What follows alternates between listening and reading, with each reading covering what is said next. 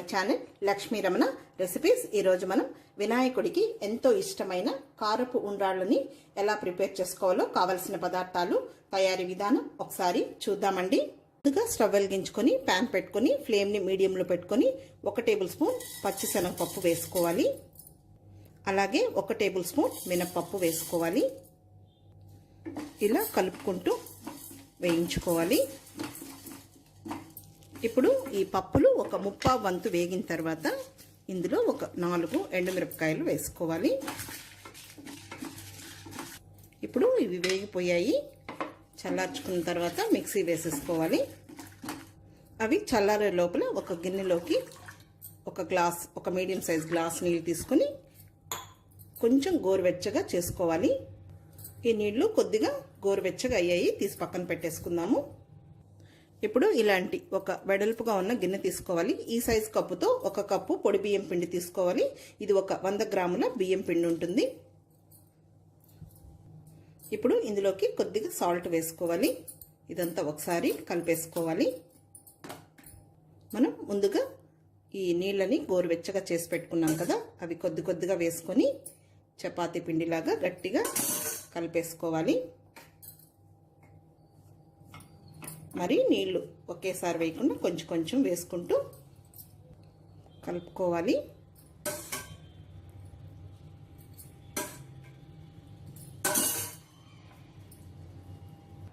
చూడండి, పిండిని ఈ విధంగా కలిపేసేసుకోవాలి. ఇప్పుడు మూత పెట్టేసుకొని పక్కన పెట్టేద్దాము. ముందుగా మనం వేయించి పెట్టుకున్నవి చల్లారిన తర్వాత ఇలా మిక్సీ జార్లోకి తీసేసుకొని ఇంకొద్దిగా సాల్ట్ వేసేసుకొని దీన్ని పౌడర్ లాగా చేసుకోవాలి. చూడండి, ఈ విధంగా పౌడర్ చేసుకోవాలి.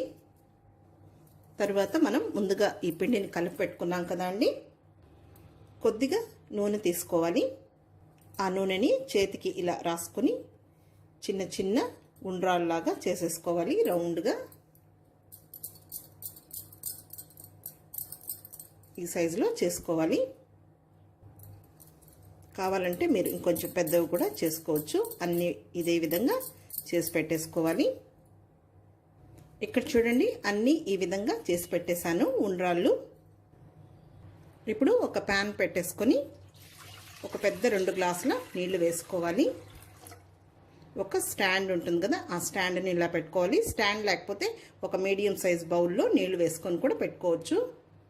ఇప్పుడు స్టవ్ వెలిగించుకోవాలి. చూడండి, ఇలాంటి హోల్స్ ఉన్న ఆవిరికి పెట్టుకుంటాం కదా మనం, అది ఇలా పెట్టేసుకోవాలి. బ్రష్ తోటి కొంచెం ఆయిల్ని అప్లై చేసేసుకోవాలి. లేదు మన దగ్గర వెజిటబుల్స్ని స్ట్రెయిన్ చేసుకుంటాం కదా, హోల్స్ ఉండే గిన్నె, అది కూడా యూస్ చేసుకోవచ్చు. లేదు ఇడ్లీ పాత్రలో కూడా మనం ఆవిరికి ఉడికించుకోవచ్చు. ఇప్పుడు ఈ ఉండ్రాలని ఈ గిన్నెలో పెట్టేసుకోవాలి.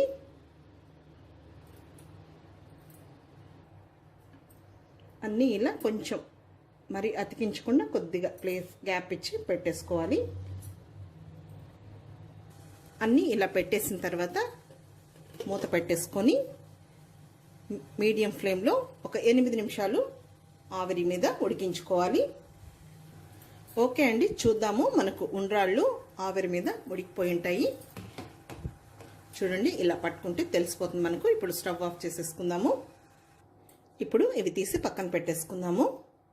స్టవ్ వెలిగించుకొని ప్యాన్ పెట్టుకొని ఇందులో 1.5 టేబుల్ స్పూన్ నూనె వేసుకోవాలి. 1/2 టీ స్పూన్ ఆవాలు, 1/2 టీ స్పూన్ మినపప్పు, 1/2 టీ స్పూన్ పచ్చిశనగపప్పు, జీలకర్ర 1/2 టీ స్పూన్, ఒక ఎండుమిరపకాయ తుంచి వేయాలి. అలాగే ఒక పచ్చిమిరపకాయని చిన్న ముక్కలుగా కట్ చేసి వేసుకోవాలి. కొద్దిగా కరివేపాకు, ఒక చిటికెడు ఇంగువ.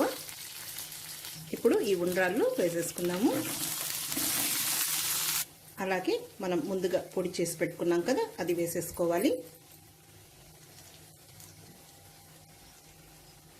తర్వాత 1 టేబుల్ స్పూన్ పచ్చి కొబ్బరి తురుము వేసుకోవాలి.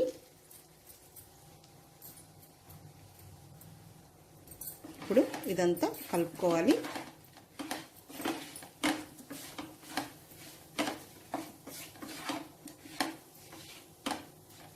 అంతే అండి, చాలు. మనం పచ్చి కొబ్బరి వేసాం కదా, ఎక్కువ ఫ్రై చేయకూడదు. ఇప్పుడు స్టవ్ ఆఫ్ చేసేసుకుందాం. మనకు కారం ఉండ్రాళ్ళు రెడీ అయిపోయాయి. అంతే అండి, డిష్ అవుట్ చేసేసుకుందాము. అంతే అండి, చూసారు కదా వినాయకుడికి ఎంతో ఇష్టమైన కారపు ఉండ్రాళ్ళు మనం ఎలా ప్రిపేర్ చేసామో. కాబట్టి తప్పకుండా ట్రై చేయండి. ఈ వీడియో మీకు నచ్చినట్లయితే నా యూట్యూబ్ ఛానల్ లక్ష్మీ రమణ రెసిపీస్ని కొత్తగా చూస్తున్న వారైతే నా ఛానల్ని తప్పకుండా సబ్స్క్రైబ్ చేసుకొని మర్చిపోకుండా పక్కనే ఉన్న బెల్ ఐకాన్ని ప్రెస్ చేస్తేనే నేను చేసిన వీడియోస్ అన్ని మీకు నోటిఫికేషన్ ద్వారా వస్తాయి. నచ్చితే లైక్ చేయండి, షేర్ చేయండి. ఇంకొక మంచి వంటతో మళ్ళీ కలుద్దాం. నమస్తే అండి.